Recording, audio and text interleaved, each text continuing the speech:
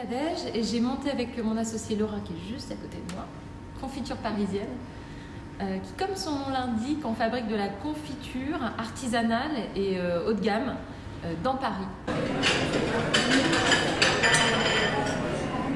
Pour moi, la gastronomie française, c'est le repas effectivement familial. Ma mère qui préparait une blanquette de veau, une langue de bœuf. Je sais pas ce que ta mère a préparé. Pas la langue de bœuf. Mais aussi la langue de bœuf. Mais je savais pas trop ce que c'était à l'époque. Tu vois. Et donc tu mangeais? Bah je mangeais, je trouvais ça super bon. Ah non, la blanquette de veau, c'est pas mal. Ouais. Pot au feu. Pot au feu. Et du coup, dans gastronomie, il y a aussi une notion de chef, du coup, pour moi.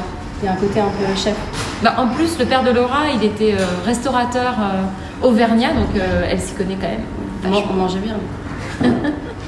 Mais du coup, c'est le côté chef aussi qui nous a animés au début à la confiture parisienne, parce que du coup, on a rapidement fait des collaborations avec des chefs à l'intérieur de nos pots. Donc du coup, quelque part, on a monté une espèce de confiture un peu gastronomique, nous aussi. On a flashé complet sur une pièce incroyable dont on ne savait même pas que ça pouvait exister. Donc c'est pour ça qu'elle a retenu toute notre attention. C'est la pièce qui s'appelle Les Fous dansants, qui servait à démousser, à enlever les bulles qui étaient trop présentes dans le champagne pour les bourgeoises. Et du coup, ça n'a absolument aucune utilité, je trouve, et c'est ça qui rend l'objet beau. C'est l'inutilité de cet objet qui est magnifique, élégant. Voilà, il faut aller le voir, quoi.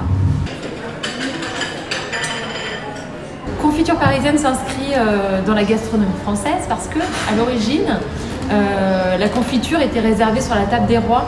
C'était un produit prestigieux et tout le monde n'y avait pas accès. C'est devenu vraiment un mets français réputé et connu avant que ça se démocratise avec l'importation du sucre de betterave. Chose que nous n'utilisons pas ici puisqu'on utilise du sucre de canne raffiné. Mais c'est un produit vraiment ancré dans le petit déjeuner français, la tartine de pain beurre confiture.